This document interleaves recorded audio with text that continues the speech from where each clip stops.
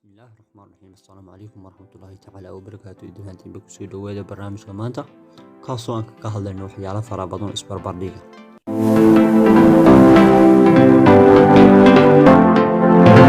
مالا كسو دوادا برنامج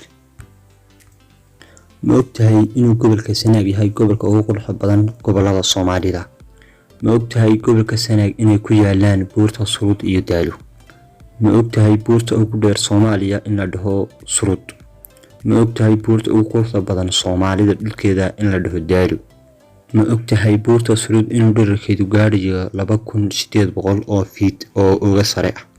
ma ogtahay gumaysigu inuu yimi koonfurta Soomaaliya 1889